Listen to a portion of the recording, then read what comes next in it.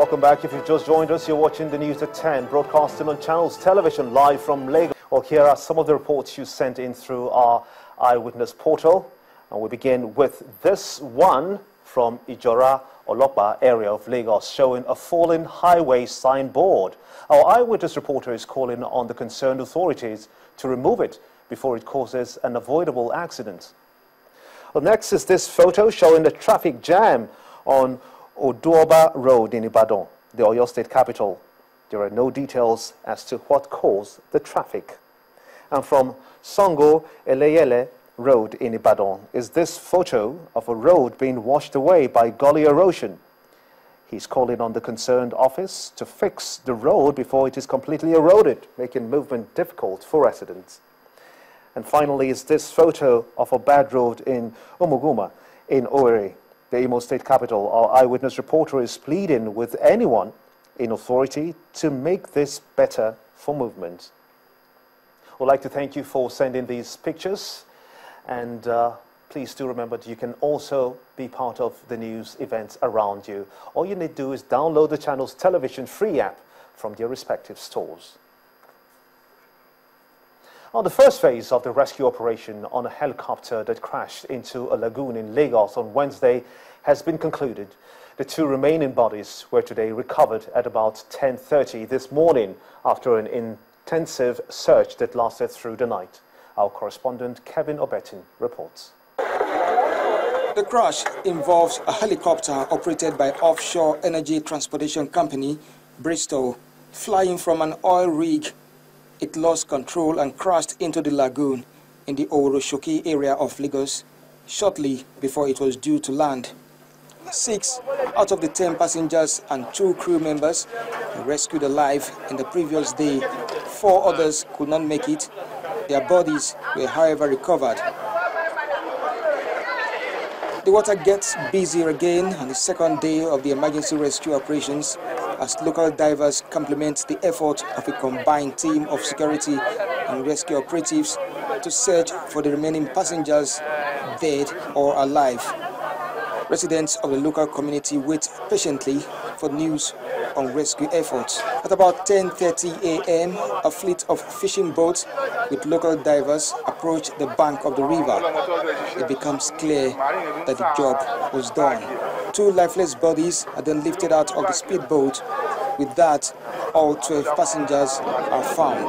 As we speak, we have recovered 2 more bodies, as claimed that there were 12 on board. However, we are still expecting officially the manifest of the flight to confirm the identities of those on board. The recovery exercise is over. That is first phase. The second phase, which will be anchored by the Accident Investigation Bureau, they are here, will commence immediately. As soon as we get to it, we will remove the recorders, play them, download them, so that we'll be able to understand and know what to tell you guys. As of today, there was an accident. The nature of the accident, nobody can tell you. Officials from the Federal Ministry of Aviation get briefing from emergency management agencies on arrival. Regulatory agencies are doing their work. They certify airworthiness of any aircraft or helicopter that fly in our airspace.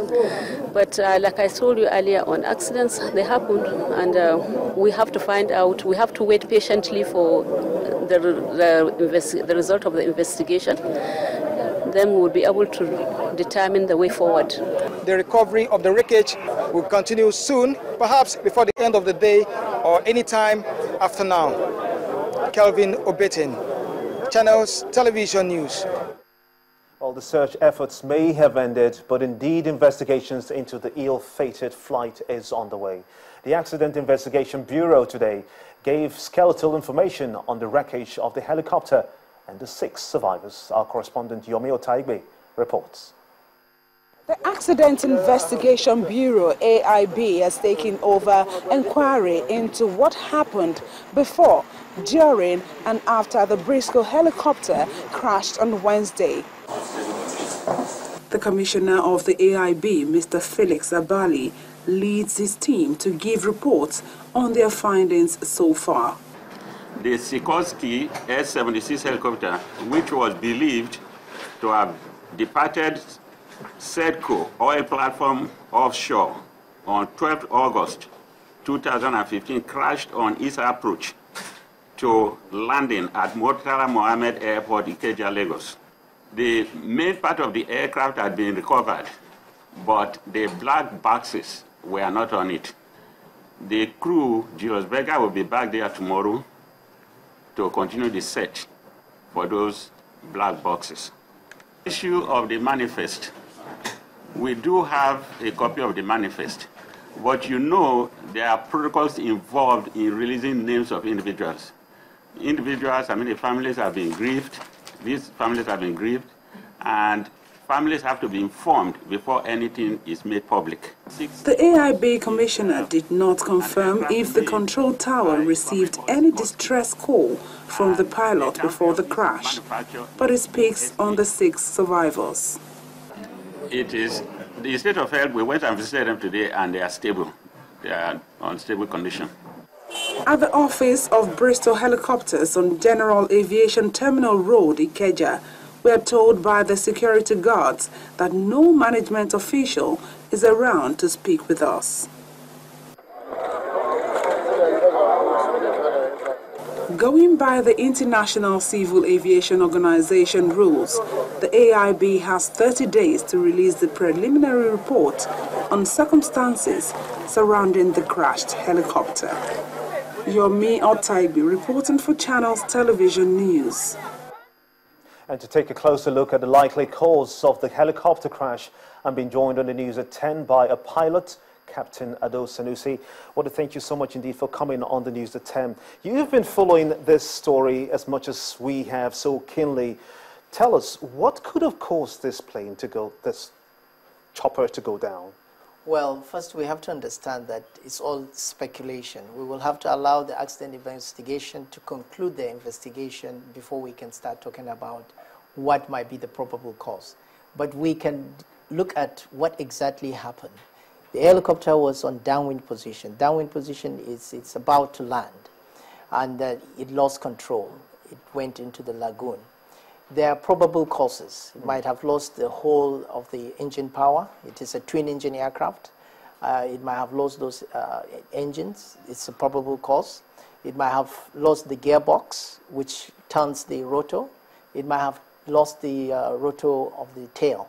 There are so many scenarios. But what we know, according to eyewitness reports, is that there was a bang, there was a big bang, and there was an explosion before it went down. Yes. What does this suggest? It suggests that the gearbox, most likely, because it's very, very unlikely to have a double engine failure. As I said, the Sikorsky 76C+ has 2 engines. So it's very unlikely for the 2 engines to fail at the same time. So the gearbox is more likely to be the cause of the helicopter crashing. And knowing fully well that the helicopter does not glide, actually it auto-rotates, not like the conventional aircraft. If a conventional aircraft should lose both engines, it can glide and then come to land or put it in a safe place. Surely there must be some distress signals, Mayday, for example. Well, let's say... Did they get that at the control towers? These reports that I read, there was no distress call made by the pilot or the co-pilot. So most likely, it's something that happened so rapidly, and the pilots was trying to actually save the situation. The gearbox of the rotor most likely might be the cause. If it has a catastrophic failure, the pilots will be very concerned about putting the airplane as gently and cushioning the effect of the crash. Helicopter crashes are very rare. As a matter of fact, on a scale of 1 to 10, it's on 1. Yeah.